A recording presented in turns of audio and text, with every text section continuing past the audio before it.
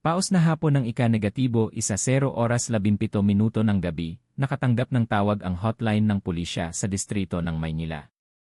Ang boses ng lalaki sa kabilang linya ay nanginginig, mabilis at pautal-utal. Ako po ang katulong sa kusina ng isang 5-star restaurant. May mali po. Amoy po ang refrigerator sa basement. Amoy patay po. Hindi ko po kayang buksan pero naririnig ko po ang tulo ng tubig. Pakiusap po, pumunta kayo at suriin. Wala pang 30 minuto ang lumipas, dumating ang isang pangkat ng investigador na binubuo ng 3 pulis kriminal, isang forensic expert, at 2 mobile police sa nasabing 5-star restaurant sa ika-negatibo 12 palapag ng gusali ng Ayala Central Business District. Kilala ito bilang isang 5-star restaurant na naghahain ng marangyang European cuisine, partikular ang sariwang imported na karne. Mula sa labas, perpekto ang lahat, marangyang kapaligiran, kumikinang na chandelier, makintab na mesa at upuan, at nakabihis ng maayos na receptionist staff. Walang sinuman ang makakaisip na sa ilalim nito, isang kakilakilabot na tanawin ang naghihintay. Ang basement ng restaurant, kung saan nakaimbak ang mga sangkap, kagamitan sa kusina, at frozen na pagkain, ay naglalabas ng di mabata na amoy na malansa.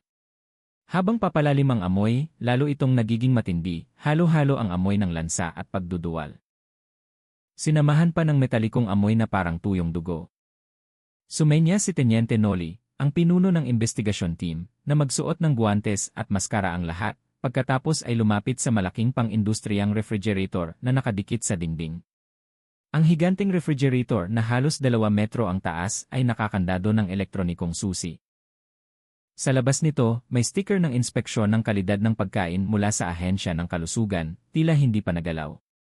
Ngunit sa ilalim ng refrigerator, may kakaibang maitim na pulang likido ang tumutulo sa puting tile na sahig, bumubuo ng mahaba at paikot-ikot na linya na parang tuyong dugo. Sino ang nakakaalam ng password? Tanong ni Teniente Noli. Isang manager ang ipinatawag. Maputla ang kanyang mukha. Nanginginig ang kanyang mga kamay habang inilalagay ang code para buksan. Nang bumukas ang pinto, sumambulat ang malamig na hangin kasabay ng matinding amoy ng patay, dahilan para agad na masuka ang isang batang pulis. Sa loob, sa pagitan ng mga sako ng frozen na beef na may label na imported mula sa Australia, may isang itim na plastic bag na punit sa isang gilid. Mula sa butas na yon, isang paa ng tao. Tama, isang totoong paa ng tao, mabuhok, may kulubot na daliri at asul na kuko. Naka-frozen, ngunit nagpapakita pa rin ng kakilakilabot. Walang nagsalita sa investigasyon team. Isang mabigat at tensyonadong kapaligiran ang bumalot sa buong basement. Isang paa ng tao sa refrigerator ng isang 5-star restaurant. Kung totoo ito, maaaring may isang kakilakilabot na krimen sa likod nito. Hindi pa doon natatapos, nananatiling bukas ang refrigerator. Ang mahinang puting ilaw mula sa loob ay lalong nagpakita sa paa ng tao sa mga takot na mata ng lahat. Sa malamig na ilalim ng tumpok ng imported na beef na vacuum-sealed, ang itim na plastic bag na punit sa sulok ay halos buong frozen. Ngunit ang bahagi ng paa ng tao, mula sa kung hanggang daliri, ay nagpapakita ng mga detalye na hindi maaaring magkamali. Grayish ang balat, makapal ang kuko na nagkulay lila. May mga palatandaan ng pagliit dahil sa matinding hypothermia. Pinababa ni Teniente Noli ang kanyang boses sa radyo. Nakumpirma na ang hinala. Malamang bahagi ng labi ng tao. Humiling ako sa forensic na agad na isil ang lugar at pangasiwaan ang ebidensya ayon sa pamamaraan. Agad na hinila ang pulang-puting tape ng pulis sa pinto ng basement. Hiniling sa staff ng restaurant na lisanin ang lugar. Ang punong manager, isang mid-aged na lalaki na nagngangalang Mang Burke, ay dinala para sa interogasyon sa lugar. Pawisan siya at patuloy na umiiling. Ako po ay walang alam. Ang refrigerator na iyon ay para sa imbakan ng imported na sangkap. Ilang senior chefs lamang ang pinapayagang pumasok. Samantala, sinimulan ni Dr. Forensic Lia Santos na kolektahin ang ebidensya. Maingat niyang hinila ang paa mula sa plastic bag, inilagay niya ito sa isang malaking stainless steel tray at tinakpan ng dry ice. Biswal niyang nakumpirma na ito ay paa ng isang lalaki. Humigit kumulang 25 hanggang 40 taong gulang. Walang tatoo, walang bakas ng medikal na operasyon, ibig sabihin ay hindi ito sample ng laboratorio. Sabay-sabay, sinuri ang plastic bag, isang uri ng makapal na pang-industriyang basurahan na karaniwang ginagamit sa malalaking kusina, walang espesyal na marka tulad ng pangalan ng restaurant o code. Ngunit may isang nakakabahala na bagay sa loob ng bag, halo-halo ang ilang hibla ng mahabang itim-brown na buhok ng tao, malamang na buhok ng babae. Itinala ni Teniente Noli ang lahat, hindi inalintana ang maliliit na detalye. Nang tanungin niya ang listahan ng staff sa kusina na may access sa basement refrigerator, ibinigay ni Manager Burt ang isang printout mula sa sistema ng CC. Eksaktong 5 tao ang nag-scan ng card para buksan ang pinto ng basement. Kapansin-pansin, sa nakaraang 72 oras, 2 tao lamang ang nasa lugar na yon. Una, si Head Chef Dante Cortez, at pangalawa, si Helper Rudy Garcia, na tumawag para mag-ulat. Si Dante Cortez, 41 taong gulang, head chef, ay kinuha mula sa isang 5-star hotel sa Boracay. Maganda ang kanyang profile, kilala bilang mahigpit ngunit malinis at obsesyon sa kalinisan. Samantala, si Rudy Garcia, 23 taong gulang, ay bagong trabaho pa lamang ng 3 buwan, isang seasonal worker, walang masyadong personal na impormasyon sa archive. Agad na ipinatawag ang dalawa sa District Police Headquarters para sa pagtatanong. Sa interrogation room 1, alas -3:36 ng madaling araw, nakaupo si Rudy Garcia na nakabaluktot. Balisa ang kanyang mga mata, hindi naglakas loob na tumingin ng diretsyo sa opisyal. Sabi ni Rudy, hindi ko alam na may paa ng tao doon. Naamoy ko lang ang kakaibang amoy na parang bulok na karne. Sa simula, akala ko ay sirang imported na karne, pero pagkatapos ay narinig ko ang tulo ng tubig ng malinaw. Kaya naging curious ako, lumapit ako, hindi ko naglakas loob na buksan. Pero nakita ko ang pulang agos na lumalabas. Nataranta ako kaya nagulat ako sa pulis. Binuksan mo ba ang refrigerator? Tanong ng opisyal. Hindi po, sumpa ko, takot po ako. Bihira ko lang hawakan ang refrigerator na yon. Tanging kapag inutusan lang ako ni Sir Dante ako naglalakas loob. Ang impormasyon ay tumugma sa data ng kamera. Sa nakaraang 48 oras, tanging si Chef Cortez lamang ang nagbukas ng refrigerator noong alas -2 ng madaling araw kahapon. Nanatili siya sa loob ng eksaktong 8 minuto at 22 segundo bago lumabas. Walang sumama sa kanya. Pagkatapos nito, nakakandado na ulit ang pinto ng basement. Sa interrogation room 2, kasabay, si Head Chef Dante Cortez ay tila kalmado, kahit na nakakabahala ang kanyang malamig na kilos. Manipis ang kanyang mukha, malamig ang mga mata, at tuyo ang boses ng tanungin tungkol sa insidente. Sumagot si Cortez, binuksan ko ang refrigerator noong madaling araw. Tama, sinuri ko ang inihaw na baka mula sa nakaraang delivery. Karaniwang iniimbak ang imported na karne na frozen sa loob para mapanatili ang kalidad. Alam mo ba kung bakit may bahagi ng labi ng tao sa refrigerator? Wala akong alam at wala akong inilagay maliban sa mga sangkap. Nandoon ka ng mahigit 8 minuto. Bakit ka nagtagal? Sinuri ko ang temperatura, inayos ang mga tray. Ako ang head chef. Responsibilidad kong tiyakin na walang sirang pagkain. Ang kanyang boses ay walang emosyon. Ngunit isang detalye ang umakit sa atensyon ng investigador, ang sapatos ni Cortez. Isang espesyal na modelo ng sapatos sa kusina. May batik na light brown-red sa suelas na nakakabit ng bahagya sa gilid. Sa forensic room, kasabay. Inilagay ni Lia Santos ang paa ng tao sa isang cold scanner para suriin ang istruktura ng buto at posibleng sanhi ng kamatayan. Ang resulta ay nagpatindig ng balahibo ng lahat. Ang buto ng binti ay may palatandaan ng paghiwa gamit ang isang matulis na kasangkapan, isang makinis na hiwa. Ipinapakita na hindi ito aksidente, kundi sadyang pagputol ng labi. Bukod pa rito, sa talampakan ng paa ay may namuong dugo. Ibig sabihin, buhay pa o bagong patay ang taong ito nang putulin ang paa. Nangangahulugan ito na hindi natural na namatay ang biktima noon. Malinaw na hindi lang ito isang ordinaryong paghahanap ng labi, kundi isang kaso ng malupit na pagpatay. Pagputol ng labi at pag-imbak sa refrigerator. Tanghali sa Marangyang Restaurant, alas -5:58 ng hapon, inilabas ang emergency search warrant ng gabing iyon. Isang espesyal na grupo ang ipinadala sa bahay ni Head Chef Dante Cortez.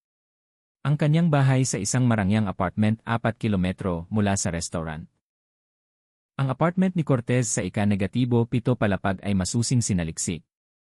Paunang resulta, walang bakas ng dugo sa bahay. Ngunit sa ilalim ng kama sa silid, nakita ng grupo ang isang itim na sports bag. Ang laman nito ay malalaking kutsilyo ng karne, kutsilyo sa pagputol ng buto, at ginamit na guwantes na goma. Isa sa mga guwantes ay mayroon pa ring tuyong brown-red na likido. Kinuha ang sample para sa DNA test. Alas -26. Lumabas ang nakakagulat na impormasyon nang suriin ang mga anonymous na tawag sa hotline 113 sa nakaraang 7 araw. Nakita ang datos na tumugma 4 na araw bago iyon mula sa isang disposable mobile phone. Tumawag lang ng 11 segundo, nakapagsabi lang ng isang pangungusap, may patay sa refrigerator ng 5-star. Agad na pinatay ng tumawag. At ang mas nakakakilabot, nang sinundan ng grupo ang lokasyon ng tawag, isang female dormitoryo 1.2 kilometro mula sa 5-star restaurant, nang beripikahin, isang silid ang nakakandado mula sa labas 3 araw na ang nakalipas. Sa loob, may personal na gamit ng isang babaeng nagngangalang Alice Panganiban, 24 taong gulang, isang waitress sa 5-star na biglang huminto ng walang dahilan. Ayon kay Manager Bert, lahat sa investigasyon team ay nagkatinginan, walang nagsalita. Ngunit lahat ay nakaintindi na ang paa ay malamang kay Alice. Sa District Police Headquarters ng Maynila, ang kapaligiran ay tense na parang hinila ang isang string. May board na itinayo sa meeting room kung saan nakadikit ang mga larawan, diagram, at mga tala ng kaso ng paa ng tao sa refrigerator ng 5-star restaurant. Listahan ng access, paunang pahayag, at partikular na impormasyon tungkol kay Alice Panganiban. Isang babaeng waitress na misteryosong nawala 3 araw na ang nakalipas. Profile ng biktima, Alice Panganiban, edad 24. Tubong Cebu, pansamantalang naninirahan sa Sentosa Dormitorio, District Center. Nagtatrabaho bilang waitress sa 5-star restaurant ng 11 buwan. Status ngayon, nawala sa tirahan 3 araw na ang nakalipas. Hindi makontak ang cellphone. Huling signal na naitala noong alas -4:02 ng madaling araw sa isang lugar malapit sa 5-star restaurant. Walang pamilya sa lungsod. Nabubuhay ng mag-isa, nakikipag-ugnayan lamang sa matandang ina sa probinsya sa pamamagitan ng cellphone. Nang sinuri ng investigasyon team ang dorm room ni Alice, buo pa ang lahat ng personal na gamit. Maayos na nakasalansan ang damit sa kabinet, nakasaksak ang cellphone sa mesa ngunit patay.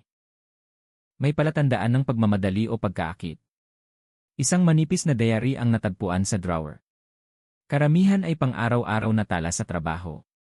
Ngunit sa huling pahina ay may maikling talata na nakasulat ng nanginginig ang mga letra.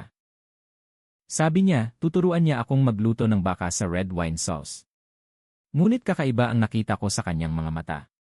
Simula nang mahuli ko siyang nakikipag-usap sa telepono sa kusina noong madaling araw. Bigla siyang naging marahas. Natatakot ako.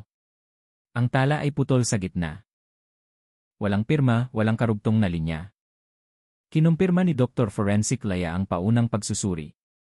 Pagkatapos ikumpara ang DNA samples mula sa sipilyo at buhok sa dorm room sa skin cells sa paa mula sa refrigerator. Kinumpirma ng resulta na ito ay bahagi ng labi ni Alice Panganiban. Nang matanggap ang impormasyong ito, walang nagsalita. Isang mabigat na pakiramdam ang bumalot sa buong investigasyon room. Ang schedule ng trabaho ni Alice at ang kanyang relasyon kay Chef Cortez. Nang sinuri ang shift system at internal camera, nakita ng grupo ang mahalagang detalye. Sa nakaraang 2 buwan, ang night shift ni Alice ay laging tumugma sa schedule ng trabaho ni Head Chef Dante Cortez.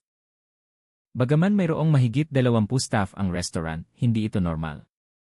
Bukod pa rito, sa recording ng kamera 7 araw na ang nakalipas, may bahagi noong alas -3:37 ng madaling araw. Nang sarado ang restaurant, lumabas si Cortez sa main kitchen, kasama ang isang taong nakasuot ng uniforme ng babae. Malabo ang mukha dahil sa anggulo, ngunit ang hugis ng katawan ay kahawig ni Alice. Nag-usat sila ng 3 minuto, pagkatapos ay sumama ang babae kay Cortez pababa sa basement kung saan nakaimbak ang refrigerator. Siya ang huling taong na-record bago tuluyang nawala. Lalo nitong pinatunayan ang hypothesis. Si Alice ay biktima ng sadyang pagpatay at sinubukan ng salarin na itago ang labi sa bodega ng pagkain ng restaurant kung saan bihira itong hawakan ng tao. Ang karagdagang pagsusuri sa refrigerator kinabukasan sa ilalim ng pangangasiwa ng direktor ng kumpanyang nagmamay-ari ng five-star restaurant chain, formal na sinuri ng forensic team ang lahat ng tray ng refrigerator. Ang bawat pakete ng imported na karne ay binuksan, tinimbang, itinugma ang numero ng pagpapadala at temperatura ng imbakan. Sa proseso, 5 pakete ng beef ang malayo ang timbang sa deskripsyon, hindi 2.5 kilo ng beef ayon sa ulat. Ang bawat pakete ay mas magaan ng halos 800 gramo. Nang i-freeze, natagpuan sa loob ng karagdagang plastic bag ang hindi malinaw na tissue ng karne, hindi kahawig ng beef ang hugis, kulay, at istruktura. Ang mabilis na pagsusuri sa tissue sample ay nagbigay ng NA ng tao, kabilang ang atay, baga, at soft tissue. Hindi buo.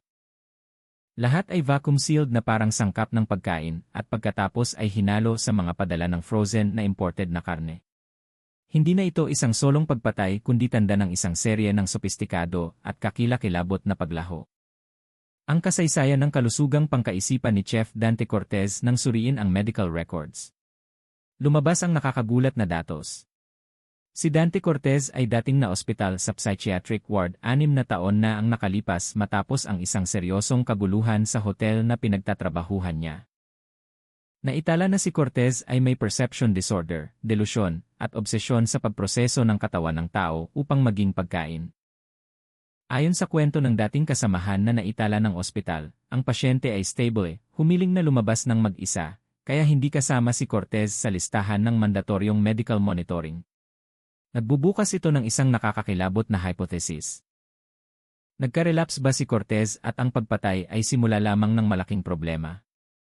Ang nakakagulat na pahayag mula sa dating nobyo ng biktima sa hapon ng araw na kumalat ang impormasyon tungkol kay Alice Panganiban sa loob. Isang lalaking nagngangalang June Santos, dating nobyo ni Alice, ang dumating para mag-ulat. Sabi niya, 3 linggo bago nawala, nagpadala si Alice ng kakaibang mensahe, kung mawawala ako.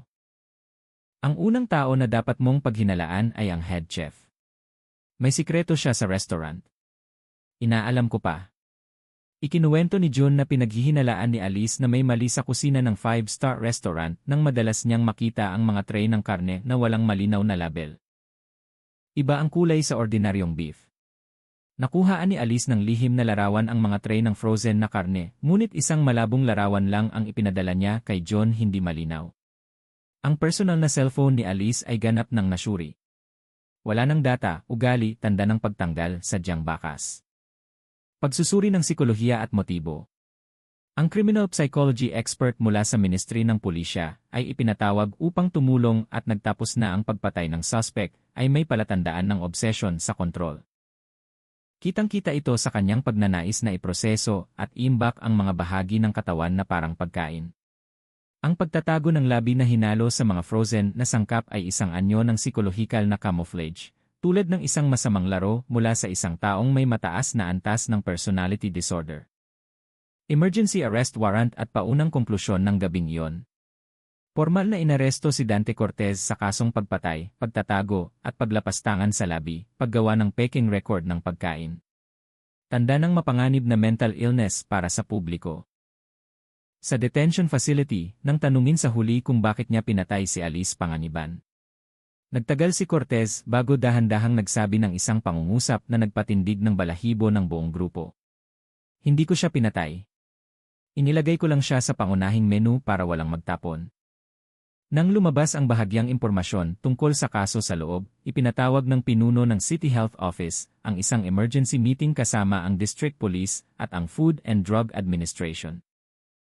Ang problema ay hindi lang limitado sa pagpatay, kundi tanda ng seryosong paglabag sa pampublikong kalusugan.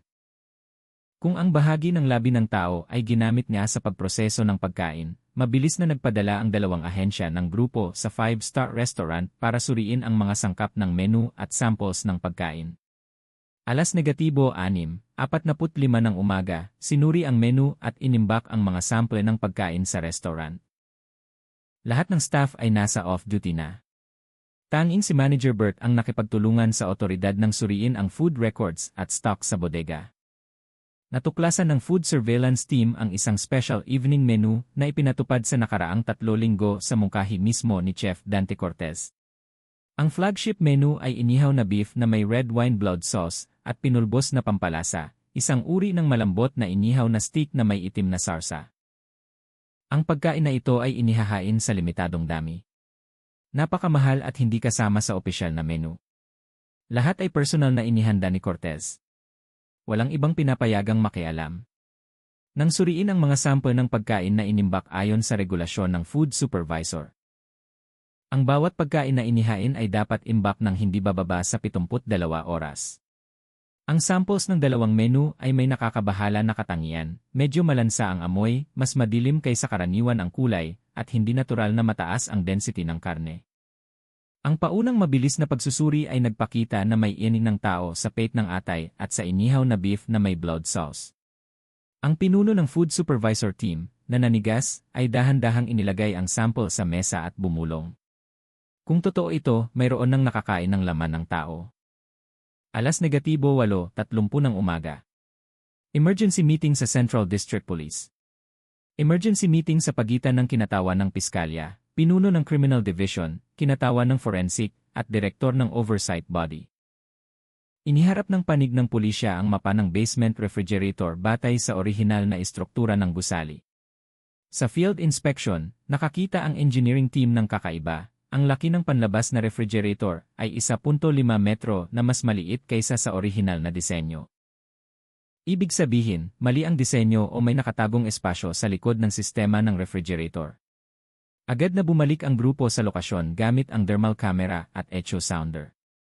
Pagkatapos ng 35 minuto, patuloy na sinuri. Natagpuan ang isang peking pader na stainless steel na maayos na nakabaon at tinakpan ng layer ng refrigerator. Nang gibain ang pader, lahat ay nanigas sa takot. Sa likod ay may isang sikretong silid na walang ilaw. Matindi ang amoy ng lansa at mamasa-masa ang malamig na hangin. Sa silid na yon, may isang steel operating table, isang malaking stainless steel basin na puno ng namuong dugo, at maraming itim na plastic bag na naglalaman ng mga bahagi ng katawan ng tao. Mga braso, atay, baga, muscle tissue. Lahat ay nakakategorya na may malinaw na label. Partikular, may isang malaking glass jar na naglalaman ng spinal cord. Inimbak sa espesyal na malamig na likido. Walang naglakas loob na magsalita. Maging ang batang opisyal ay kinailangan pang lumabas para sumuka. -9:45 ng umaga. Trace test sa lihim na silid. Sa paunang forensic test, kinumpirma na hindi bababa sa 3 iba pang tao ang naputol doon. Batay sa bilang ng DNA na hindi tumugma sa pagitan ng mga tissue. Ibig sabihin, hindi si Alice Panganiban ang unang biktima. Noon, ang investigasyon ay naging kaso ng serial murder. Hiniling ng mga matataas na opisyal na suriin muli ang lahat ng records ng dating staff na nagtrabaho sa 5-star simula nang magsimula si Cortez 1 taon na ang nakalipas. Hanapin ang mga hindi malinaw na kaso ng pagkawala na tumugma sa oras. Muling sinuri ang DNA molecules mula sa 26 na sample ng pagkain na inimbak. Ang bawat plato na inihain, -11:13 ng umaga, sinundan ang bakas ng mga regular na customer, tulad ng mga detalyeng nagpatindig ng balahibo ng lahat. Ang espesyal na pagkain na maaaring naglalaman ng laman ng tao ay naihain ng mahigit 30 beses at humigit kumulang 26 na tao ang umorder ng hindi bababa sa isa sa mga kahina-hinalang menu. Kasama sa listahan ang maraming kilalang personalidad. Mga artista, direktor ng malalaking kumpanya, dayuhang bisita. Ilang pinuno ng industriya ng serbisyo. Bagaman wala pang kumpirmadong batayan na kumain sila ng laman ng tao. Ngunit mataas ang peligro upang maiwasan ang panik. Nagpasya ang pulisya at health department na huwag agad na ipubliko ang impormasyong ito. Sa halip, palihim na nilapitan ang bawat isa, kinuha ang pahayag, minonitor ang kalusugan, at humiling ng pagiging sikreto. -1:00 ng tanghali. Ang mapagpasyang pahayag sa detention room. Nang tanungin muli tungkol sa lihim na refrigerator room, malakas na tumawa si Dante Cortez, mahaba ang nakakainis na ngiti na parang may sakit. Pagkatapos ay dahan-dahan niyang sinabi ang isang pangungusap na nagpatindig ng balahibo ng buong grupo. Nakita niyo na ba? Akala ko kaya ko pang itago ng ilang buwan pa. Mabuti rin. Napakasarap ng pagkain. Mayroong nakauubos ng atay sa isang kainan. Isang investigador ang hindi nakapagpigil. Hinampas niya ang mesa at sumigaw, "Bakit mo ginawa yon? Ilang tao ang pinatay mo?" Itinaas ni Cortez ang kanyang mukha, tumingin sa kisame at sinabi. Sa simula, aksidente, nahulog siya, tumama ang ulo sa operating table, dumugo sa kusina. Nataranta ako, pero pagkatapos ay naisip ko, bakit matatakot? Ang katawan ng tao ay hindi naiiba sa karne, mas maalat lang ang lasa. Mula doon, nalaman kong ipinanganak ako upang lumikha. Hindi ako pumatay ng tao. Pumili lang ako ng sangkap. Ang mga salitang nagpatahimik sa lahat, kahit na sa mga may karanasan, nagkatinginan at kinilabutan. 2:00 ng hapon. Natuklasan ang kaso ng pagkawala 4 na buwan na ang nakalipas nang suriin ang mga record. Nakita ng grupo ang isang kitchen helper na nagngangalang Pedro San Jose, 19 taong gulang, na biglang huminto sa trabaho, 4 na buwan na ang nakalipas nang tawagan ang kanyang ina na umiiyak. Sabi niya uwi siya sa probinsya ngunit hindi nagpakita. Hindi sinasagot ang telepono. Akala ko naglalaro lang siya sa syudad. Sinundan ang record ng lokasyon ng cellphone. Ang huling signal ni Pedro ay sa 5-star restaurant noong 2:23 ng madaling araw, halos tumugma sa oras ng trabaho ni Cortez. Pagkatapos nito, patay na ang cellphone. Ang mga sample ng buhok at iyan ng ina ni Pedro ay inihambing sa mga bahagi ng katawan na natagpuan sa cold room. Mataas ang posibilidad na si Pedro ang pangalawang biktima. 8:20 ng gabi. Pahayag ng investigasyon sa antas ng lungsod na may tunay na datos. Tunay na biktima, tunay na labi. Pagkain na inihanda mula sa labi ng tao. Ang kaso ay opisyal na pinalawak sa buong lungsod.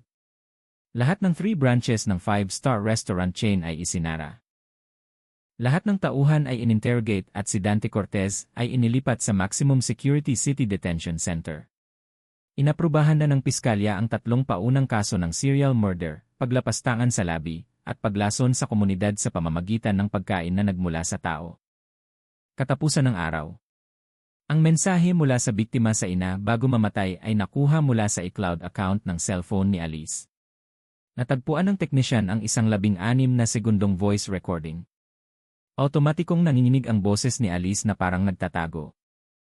"Ma, kung hindi ako makakauwi, huwag mo akong hanapin." Nakita ko siyang kumuha ng isang bagay mula sa katawan ng tao pagkatapos ay inilagay sa pagkain. "Ma, huwag kang pumunta. Pakiusap, ma eh." Biglang naputol ang signal na may ingay ng paghampas at mula roon, nawala ang babae sa mundo. Nakaupo si Dante Cortez ng tahimik sa malamig na detention room. Ang neon light ay nagpapaliwanag sa kalahati ng kanyang manipis na mukha. Nakaposas ang kanyang mga kamay ng malambot, ang mga paa ay may magaan na tanikala. Hindi dahil sa takot na tatakas siya, kundi dahil sa pagtatasa ng mga psychologist, mas mapanganib siya kaysa sa ordinaryong mamamatay tao. Alam niya, matalino, at partikular na kayang manipulahin ang isip ng tao gamit ang mga salita. Nang pumasok ang senior investigador sa silid na may dalang makapal na archive at lumang litrato, ngumiti lang si Cortez at tumango na parang matagal na niyang hinihintay ang tungkol sa unang pagkain. Narinig niyang sinabi niya, "Kaya noong ako ay 14 na, walang nakakaalam, walang nakakaalala, at walang nakaramdam." Archive ng estudyante ng junior high school. Isang liblib na nayon sa kabundukan sa Ifugao. Inutusan ng isang espesyal na investigasyon team na suriin ang buong kasaysayan ni Cortez mula pagkabata.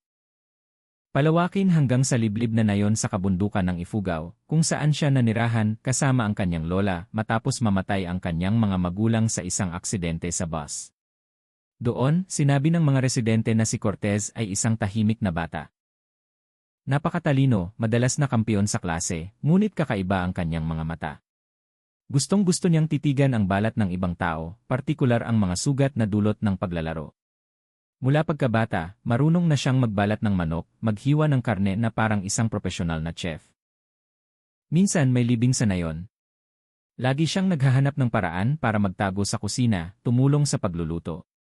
Hindi tumulong, kundi pinagmamasdan ang sariwang pulang hilaw na karne, hinihiwa ng manipis, at nararamdaman ang kutsilyo na dumudulas sa mga hibla ng karne. Mas nakakakilabot na detalye. Nang siya ay nasa ika-negatibo 9 na baitang, may kakaibang kaso ng pagkawala ng isang guro sa wika na nagngangalang Ma'am Elena. Bata, maganda, at mabait, nawala siya habang naglalakad sa hapon malapit sa bundok. Hinanap siya ng buong nayon ng 3 araw ngunit hindi natagpuan ang labi. Noon, akala nila ay kinain si Ma'am Elena ng mga hayop sa gubat. Ngunit isang residente ang nagkwento, may kakaibang mata noong gabing nawala si Ma'am. Nagluluto ang batang Cortez ng isang palayok ng kakaibang buto. Sabi niya, karne ng baboy ramo mula sa itaas na nayon. Kumain ang lahat ngunit ilan ang nagkasakit ng tiyan. Walang naghinala, walang gumawa ng anuman dahil walang ebidensya. Medical record taong 2017. Malalang personality perception disorder. Naitala mula sa National Center for Mental Health sa Mandaluyong taong 2017, naitala na pumasok si Dante Cortez matapos atakihin ang isang bisita sa restaurant na pinagtatrabahuhan. Nang aidtain sa security room, sumigaw siya. Nagalit siya dahil sinabi niyang masama ang luto ko. Binigyan ko siya ng lasa ng tunay na laman ng tao. Tingnan natin kung masama pa rin. Ang doktor na nagbigay ng gamot noon, si Air Jose Cruz, ay nagtapos na ang pasyente ay may delusionaryong personality disorder. Malinaw na nawala ang hangganan sa pagitan ng tao at bagay. Hindi niya itinuturing na banal o tabu ang labi ng tao, kundi nakikita lang bilang buhay na sangkap. May obsesyon siya sa konsepto ng pagproseso ng katawan ng tao upang maging pagkain. Naitala sa record na hindi siya mapanganib. Kayang kontrolin ng gamot. Humiling si Cortez na lumabas ng mabilis at nagpalipat-lipat ng trabaho bago pumasok sa 5-star. Ang unang pagkain, sakit na pag-amin. Nang ilagay ng investigador ang voice recorder at tanungin, kailan ka nagsimulang kumain ng laman ng tao? Hindi nag-atubili si Cortez. Nagkwento siya na parang nagbabasa ng recipe. Ang una ay ang aking lola. Na-stroke ang lola ko, namatay bago pa ako makatawag ng tao. Natakot ako noon, pero pagkatapos ay nakita ko ang nanginginig na malambot na kamay ng lola ko. Ang laman ay nababanat pa. Naisip ko kung ang lola ko ay laman lang na walang buhay. Ano ang mali? Pinutol ko ang bahagi ng binti ng lola ko. Pinakuluan ko ito ng berdeng paminta at pulang sibuyas. Medyo chewy pero mahirap ilarawan ang aroma. Katulad ng manok sa probinsya pero mas matamis. Hinigpitan ng investigador ang kanyang kamay, namumula ang mata ngunit nanatiling kalmado. Ngumiti si Cortez. Hindi ko pinatay ang lola ko. Ginagamit ko lang siya tulad ng paggamit ng tao sa patay na baka. Iyon ang una. Ngunit ang pagkain ang nagpagising sa aking tunay na pagkatao. Ang pangalawang biktima, kasamahan sa trabaho. Sa pamamagitan ng putol-putol na pag-amin, binuo ng investigasyon. Ang pangalawang biktima ni Cortez ay hindi pinatay dahil sa away. Kundi dahil kailangan niya ng bagong sangkap para subukan ang isang espesyal na red sauce recipe. Ang recipe na ginawa niya mula sa dugo at atay ng tao ay si Pedro San Jose, ang kitchen helper na 19 taong gulang. Nang gabing iyon, uminom si Pedro ng alkohol, natulog sa basement na ipinagbabawal. Nang makita ni Cortez si Pedro na lasing, hindi niya ginising. Kumuha siya ng plastic rope, sinakal si Pedro, pagkatapos ay hinila si Pedro sa cold room. Halos 2 oras ang kinailangan upang putulin ang karne. Paghiwalayin ang mga organ at ay vacuum seal na parang inihaw na beef. Ano ang pagkain kinabukasan? Malambot na atay sa red sauce na may chalin wine, pinuri ng mga bisita. Malambot, matamis, hindi kahawig ng atay ng hayop. May kakaibang at tunay na lasa. Hindi pumatay si Cortez dahil sa galit kundi sa pagnanasa. Pagkatapos ng halos 2 linggo ng investigasyon, lahat ng ebidensya ay tumuturo sa isang bagay. Hindi pumatay si Dante Cortez dahil sa sama ng loob, hindi dahil sa pera, hindi dahil sa away. Pinatay niya dahil gusto niyang magluto, dahil nakita niya ang katawan ng tao bilang isang bihirang sangkap, may sariwang kalidad. Natatanging lasa at kakaibang sensasyon sa paglikha. Hindi niyo naiintindihan. Mas mabango ang hita ng batang tao kaysa sa karne ng baka. Mas matamis ang atay ng batang tao kaysa sa atay ng gansa. Ang dugo na mainit pa na hinalo sa red wine sauce ay ang perpektong lasa ng buhay. Inilarawan ng isang psychologist si Cortez bilang isang mataas na antas ng neurological deviant na nagbabago sa sangkatauhan upang maging sangkap. Hindi siya demonyo dahil ang demonyo ay natatakot pa rin sa tao. Masama lang siya na nakabalot sa normal na anyo. Archive ng biktima, Alice Panganiban. Ano ang espesyal? Binalikan ng investigasyon team ang mahalagang detalye. May natagpuan si Alice sa kusina.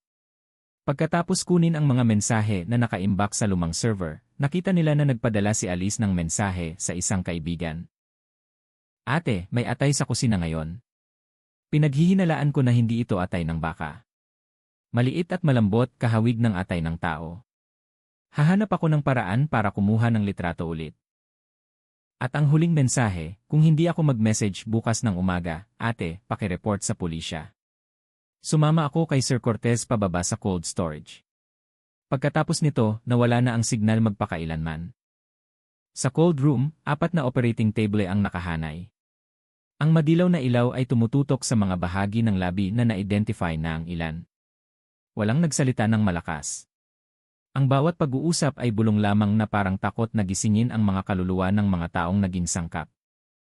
Si Major Rina, pinuno ng espesyal na investigasyon team, ay nakatayo ng tahimik, ang mga mata ay hindi bumibitaw.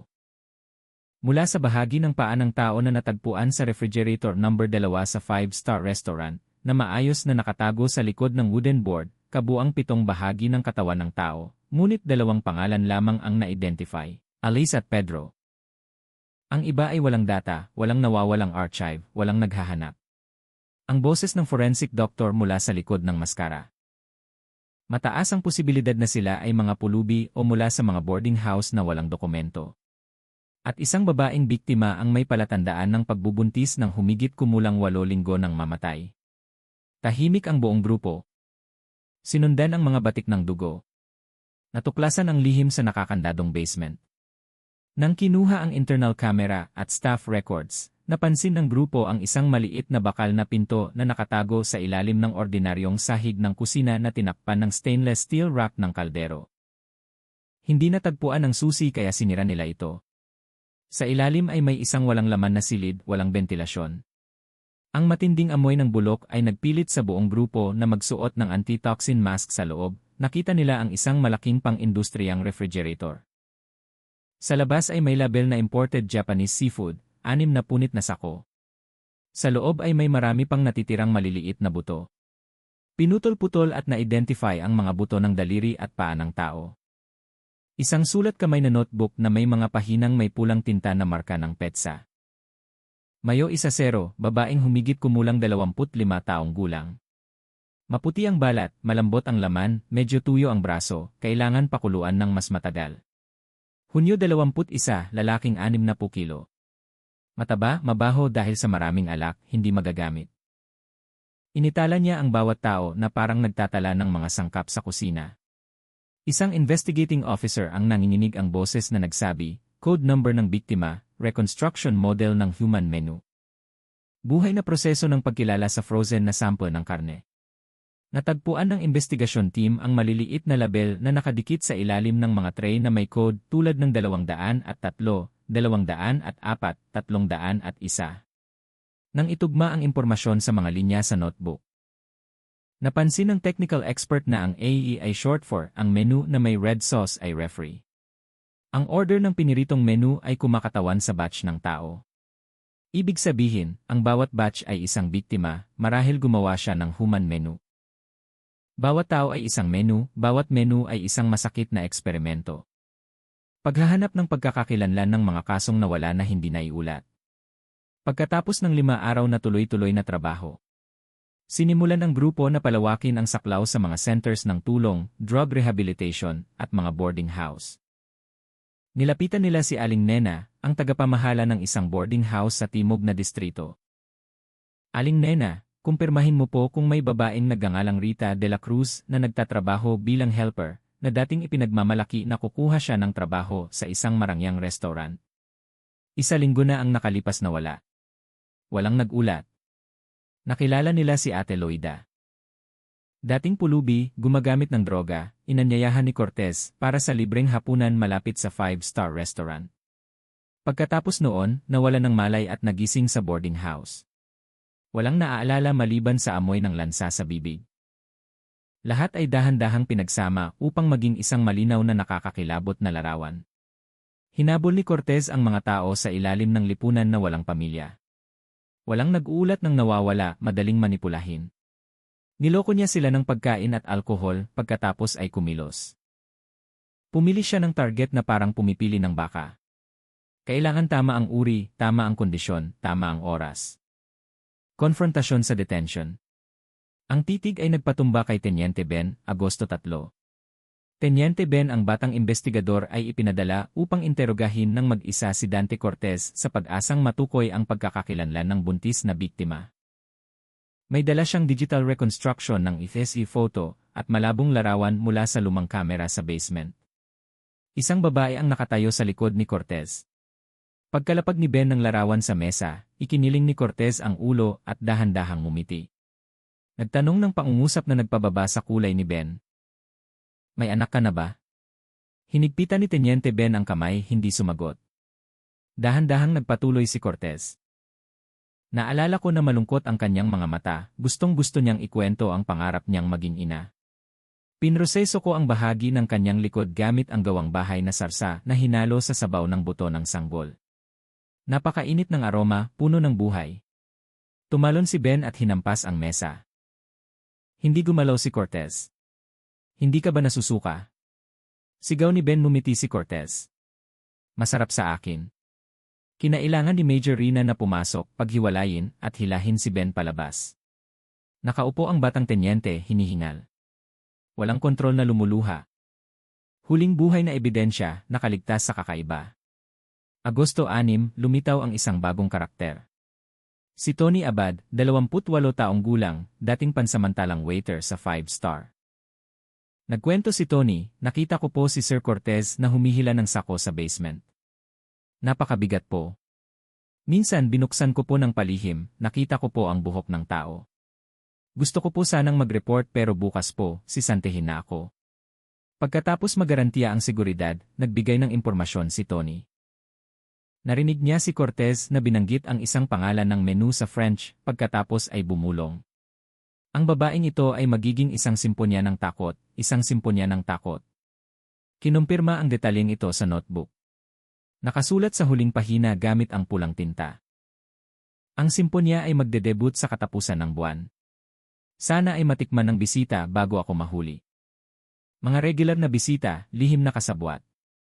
Nang muling suriin ang mga e-guest na umorder ng espesyal na menu na personal na inihanda ni Cortez. Nakita ng grupo ang isang kakaibang karakter na nagngangalang Romulo, 47 taong gulang.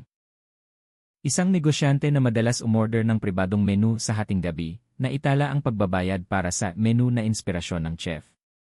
Ipinakita ng kamera na dinala ni Cortez si Romulo sa likurang bahagi ng kusina.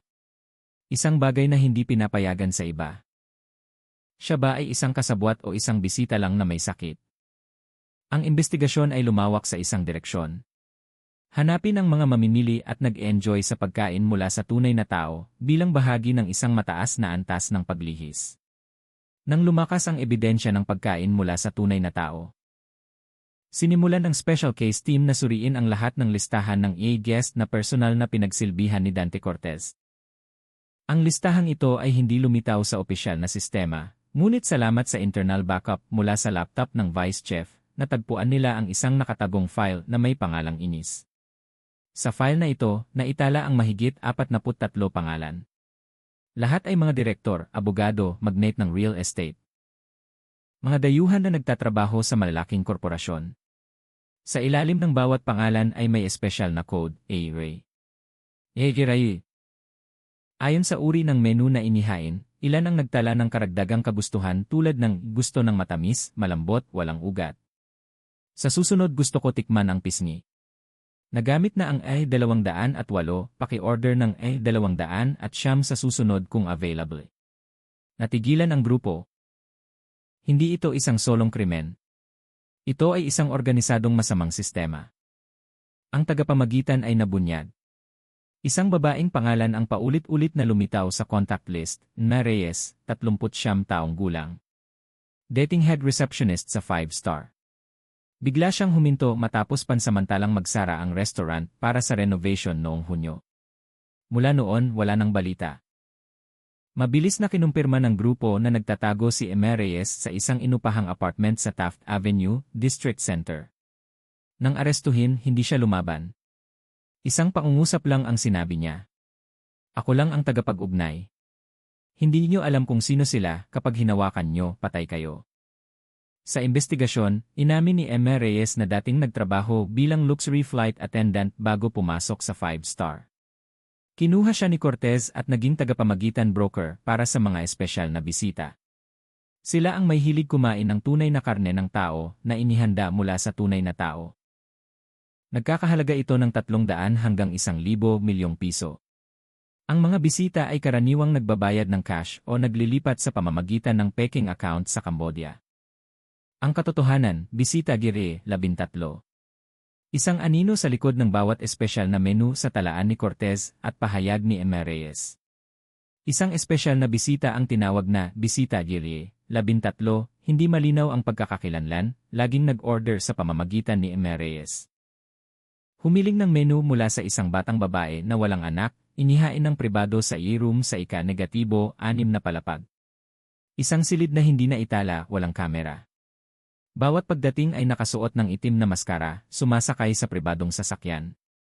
Huling bisita ni Bisita Guerrier. 13 sa restaurant noong ika-19 ng nakaraang buwan. Tumugma sa talaan ni Cortez na nagpadala ng menu 2-1-0, malambot na buto, puting balat. Magaan ang lasa, inihain ng pribado sa silver tray na may Chalin wine. Walang nakakaalam kung sino ang taong iyon. Ngunit may pahiwatig sa itim na libro sa safety deposit box sa chef's office. Agosto 8. Muling bumalik ang investigasyon team sa restaurant upang suriin ang maliit na silid sa tabi ng main kitchen. Dating pribadong silid ni Cortez. Sa silid ay may isang pader na safety deposit box, code lock, at fingerprint scanner. Matapos humingi ng tulong sa expert upang buksan, binuksan nila ang safety deposit box. Sa loob ay isang itim na leather notebook na may infinity symbol. Nangangahulugan na sa alak ay may katotohanan.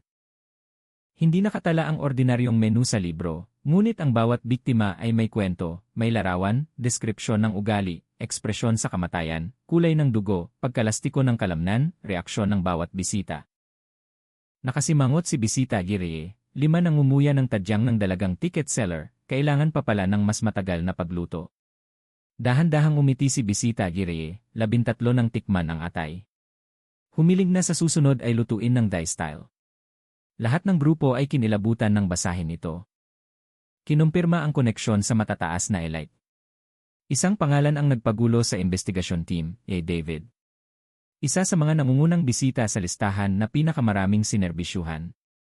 Si David ay dating opisyal ng probinsya. Ngayon ay may hawak na share sa 5-star restaurant chain. Ang paunang investigasyon ay nagpakita na 9 beses siyang bumisita sa restaurant sa loob ng 3 buwan. Bawat beses ay umorder ng espesyal na menu.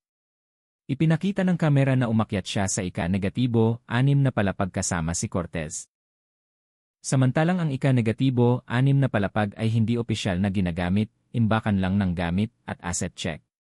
May koleksyon siya ng mga kutsilyo at cutting tools na gawa sa Japan. Bawat isa ay may nakaukit na pangalan ng menu, ngunit hindi madaling arestuhin siya, kailangan ng sapat na ebidensya. Nagpasya ang investigasyon team na maglagay ng patibong plano ng pagsalakay sa dilim upang hulihin si Bisita Guerrier, 13 sa Agosto 9. Matapos masuri ang daloy ng pera at mga lihim na tawag ni Eme Reyes, kinumpirma ng grupo na may bagong appointment na ginawa. Kukunin ng bisita ang order na nauna nang ipinreserba sa lumang bodega, dating backup kitchen ng 5-star. Ganito ang plano, i-camouflage ang lokasyon na parang hindi pa ito sealed, isang silver tray na naglalaman ng peking karne, ngunit kahawig ng tunay. Kamera at mikropono ay inilagay sa lahat ng dako. Si Major Rina, nagpanggap na chef na nakasuot ng maskara. Handa ang special team para sumalakay. 09:03 ng gabi. Huminto ang isang itim na Mercedes sa harap ng bodega. Lumabas ang isang lalaking nakasuot ng itim na maskara, matangkad, malapad ang balikat. Walang sinabi.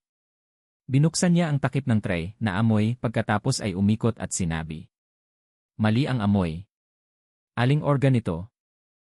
Tamang-tama, sumalakay ang special team, inaresto siya sa lugar. Hindi siya lumaban. Ngumiti lang. Kumakain kayo ng manok, kumakain kayo ng baka, ako kumakain ng pinili ko. Ano ang kaibahan? Ang pagkakakilanlan ni Bisita Guerrier, 13 ay nagpagulo sa buong hudikatura. Sa pamamagitan ng fingerprint matching at facial analysis. Ang lalaking nakamaskara ay si A. Carlo, 52 taong gulang, isang senior lawyer, na humawak ng maraming malalaking kaso tungkol sa pananalapi at ari-arian. Nang interogahin, kalmado siya. Wala akong kasalanan. Kumain lang ako ng dinala ko, binayaran ko. Aling batas ang nagbabawal kung ang taong iyon ay walang naghahanap? Nayanig ang buong legal na larangan. Dati niyang ipinagtanggol ang karapatan ng 5-star sa isang naunang kaso ng demanda at kilala pa nga niya ang maraming opisyal ng lungsod. Matapos arestuhin si Bisita Guerrier. 13, Y. Carlo, sa lugar, hindi inaasahan ng special case team na nagbukas na sila ng tahimik na digmaan sa isang malakas at mapanganib na network. Agad na isinara ang access sa internal archive ni A. Carlo. Ilang personal na data at financial transactions ang biglang nawala sa bank system. Ang mga tao mula sa itaas ay nagsimulang tawagan si Major Rina, humihiling na panatilihin ang sikreto, huwag ipaalam sa media. Sensitibo ang kaso na ito. Huwag palakihin. Hindi pa natatapos. 2 pangunahing miyembro ng investigasyon team ang biglang inilipat ng trabaho noong gabi ng Agosto 1-0. Ang isa ay inilipat sa isang liblib na isla, ang isa naman ay sa Western Province. Tungkulin sa lipunan. Alam ni Major Rina ang nangyayari. May isang tao o grupo na sumusubok na patahimikin ang lahat ng nakakaalam ng katotohanan tungkol sa 5-star.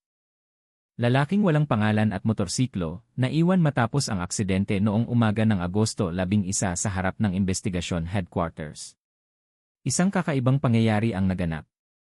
Isang lalaking nakamotorsiklo ang mabilis na dumating, naghagis ng itim na bag pagkatapos ay tumakas.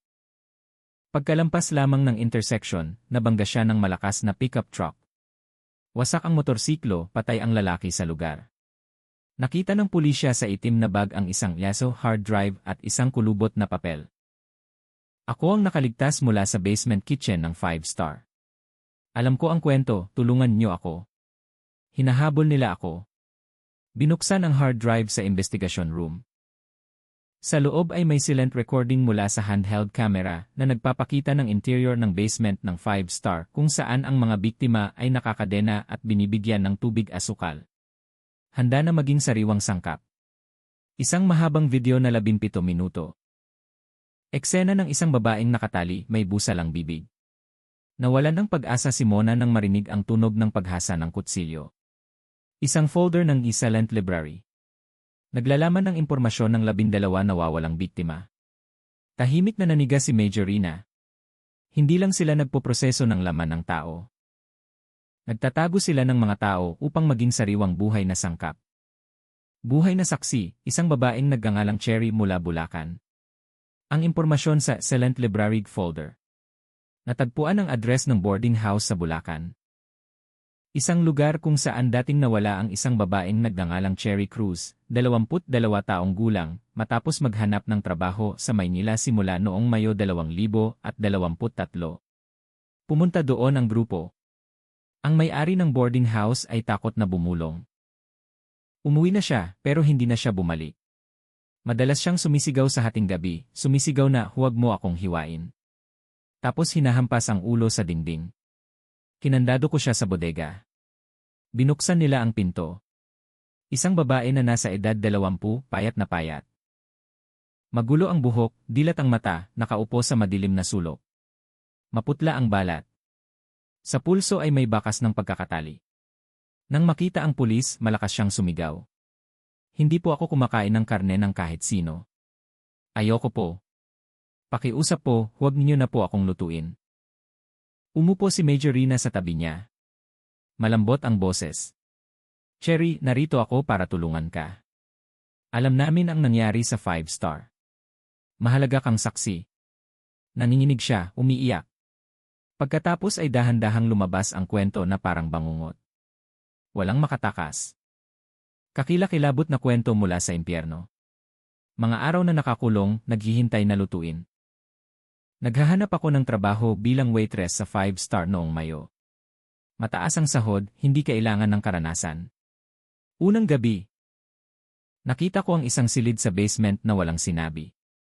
Naging curious ako pagkatapos ay sinuntok ako mula sa likod. Nagising ako na nakatali sa isang saradong silid. May humigit kumulang 5 iba pang tao.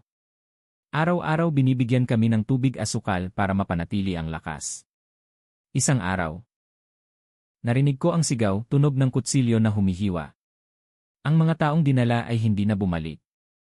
Ika-6 na gabi. Narinig namin na sinabi nila.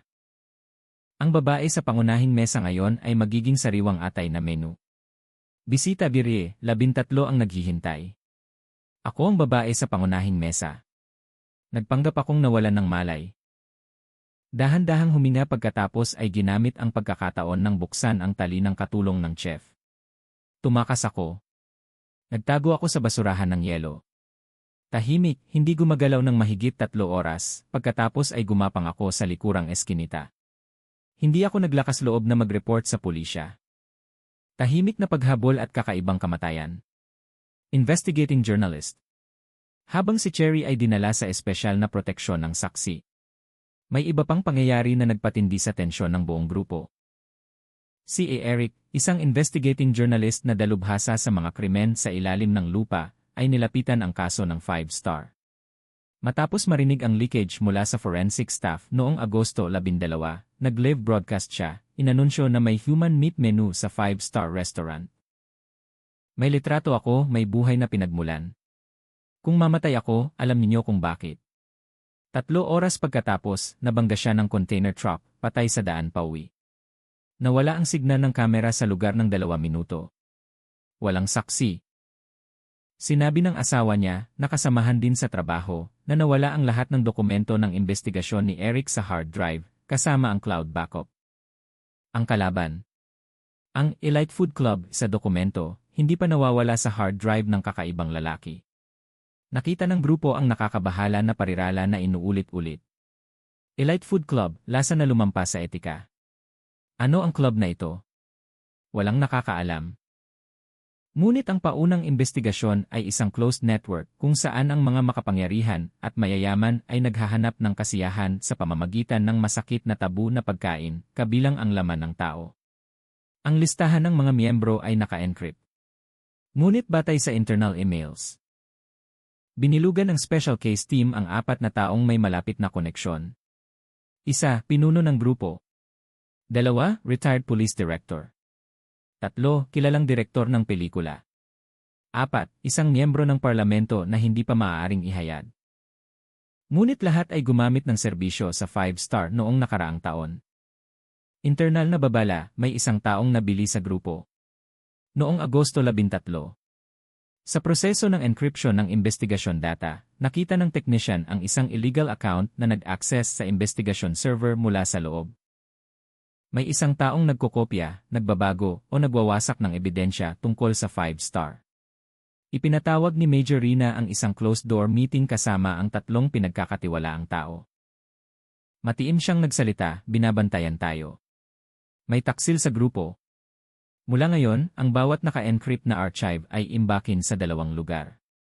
Isang kopya sa isang independent server, at isang ipadala ng direkta sa headquarters. Ang investigasyon ay hindi na isang ordinaryong kaso. Ito ay isang digmaan laban sa isang kapangyarihan na kayang bumili ng mga taksil, burahin ang mga bakas, at pumatay upang patahimikin. Mula sa nakakakilabot na kwentong ito, natutunan natin na ang halaga ng pagkatao at empatya sa kapwa ay pundasyon ng buhay na hindi dapat mawala. Dahil ang pagkawala nito ay maaaring magpabago sa tao na maging halimaw na nagtatago ng krimen sa likod ng normal na maskara. Pahahalagahan ang pamilya at mga mahal sa buhay dahil sila ang maaaring maging panangga laban sa hindi nakikitang kadiliman. Ano ang iyong opinyon tungkol sa kwentong ito? Mag-iwan ng komento sa ibaba. I like kung kinilabutan ka at I subscribe para sa iba pang kapanapanabik na kwento.